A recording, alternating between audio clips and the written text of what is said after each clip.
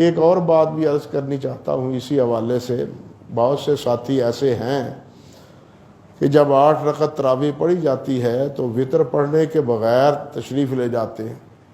وہ یہ سمجھتے ہیں کہ وطر ہم آخری رات کو پڑھیں گے، اور اس نیت سے بھی وہ جاتے ہیں کہ وطر کے بعد اور کوئی رکعت نماز نہیں ہوتی، اس لیے ہم آخری رات میں کچھ رکعتیں پڑھیں گے اور اس کے بعد وطر پڑھیں گے۔ لیکن وہ یہ کام صحیح نہیں کرتے، وہ یہ کام نہیں صحیح کرتے۔ ان کو چاہیے کہ وطر کی نماز بھی جماعت کے ساتھ پڑھ کے جائیں، وطر کی نماز جماعت کے ساتھ پڑھ کے جائیں۔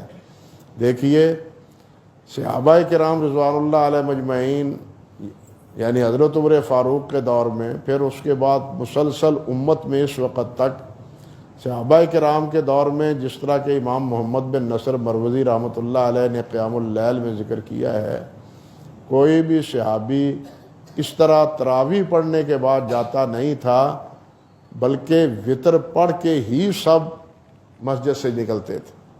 اور حدیث شریف میں یہ آتا ہے، نبی علیہ الصلوۃ والسلام نے فرمایا، ابو داؤد اور مسند امام احمد کی روایت ہے کہ جو آدمی اس طرح رات نماز پڑھتا ہے، تراویح کی نماز پڑھتا ہے امام کے ساتھ ساری، اور جب امام چلا جاتا ہے، وطر پڑھا کے ہی جائے گا نا، وہ جب امام چلا جاتا ہے وطر پڑھا لیتا ہے اور مقتدی بھی چلے جاتے ہیں، تو پڑھنے والوں کو اللہ سبحانہ و تعالیٰ کی طرف سے ساری رات کے قیام کا ثواب ملتا ہے۔ اندازہ کیجئے کہ وہ کتنے بڑے اجر اور کتنے بڑے ثواب سے محروم ہیں، جو یہ سمجھتے ہیں اب پتہ نہیں جو رات کو پچھلی رات کو اٹھ کے 2-4 رکعتیں پڑھیں گے ان کا ثواب ملے گا یا نہیں ملے گا۔ یہاں تو نبی علیہ السلام نے بتلا دیا کہ ثواب ملے گا، ہاں؟ اب اس کو چھوڑ کے دوسری اپنے فکر کے مطابق جناب رات کو وطر پڑھنے اور نوافل پڑھنے، یہ طریقہ درست نہیں، بلکہ ان بھائیوں کو چاہیے کہ وہ تراویح کے ساتھ جماعت کے ساتھ ہی نماز وطر ادا کرے۔ رہ گیا یہ مسئلہ کہ کیا وطر کے بعد کوئی رکعت پڑھی جا سکتی؟ اب ہم نے پڑھی ہے، صبح کے اللہ تعالی ہمیں اٹھنے کی توفیق عطا فرمائے۔ بلکہ میں آپ سے عرض کروں گا، اللہ اکبر کبیرہ، اللہ اکبر کبیرہ، کہ صبح اہلیہ ہیں یا ہمشیرگان ہیں، بیٹیاں ہیں، وہ ساری پکاتے ہیں، ساری کا انتظام کرتے ہیں۔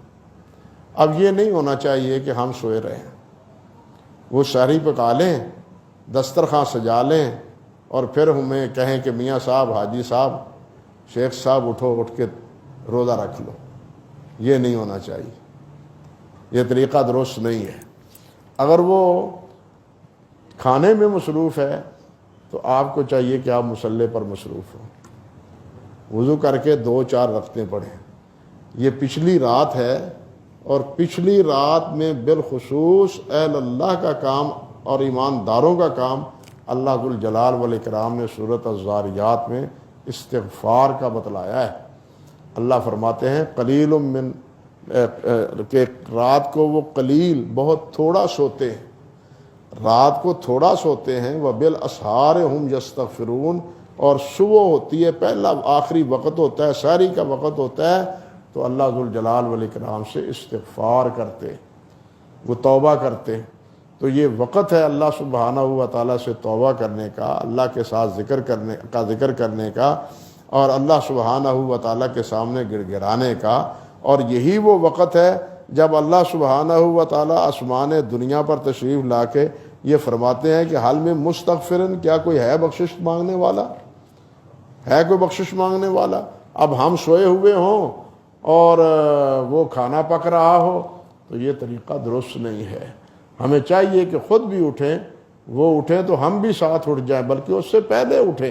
اللہ توفیق عطا فرما دے، 2 رکعتیں پڑھ لیں، 4 رکعتیں پڑھ لیں۔ صحابہ کرام رضوان اللہ علیہ مجمعین میں حضرت ابوبکر صدیق رضی اللہ تعالیٰ عنہ اور بہت سے صحابہ، جس طرح کہ امام مروزی رحمۃ اللہ علیہ نے قیام اللیل میں ذکر کیا ہے، وہ رات کو وطر پڑھ لیتے تھے، رات کو وطر پڑھ لیتے تھے، اور پچھلی رات وہ نوافل پڑھتے تھے، پچھلی رات مزید نوافل پڑھتے تھے۔ رات وطر پڑھنا کوئی منع نہیں ہے، ہاں جو پچھلی رات پڑھتا ہے نوافل اس کو آخر میں وطر پڑھنے چاہیے، اس وقت وطروں کے بعد نفل نہیں پڑھنے چاہیے ہاں۔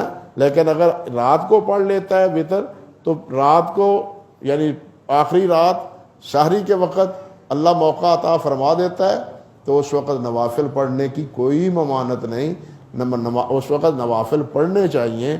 اللہ مجھے بھی اور آپ کو بھی توفیق عطا فرمائے۔ تو یہ توحیداً چند مناسب باتیں تھی، میں سمجھتا تھا یہ آپ کے سے عرض کر دوں۔ اللہ سبحانہ و تعالی ہم سب کو عمل کی توفیق عطا فرمائے۔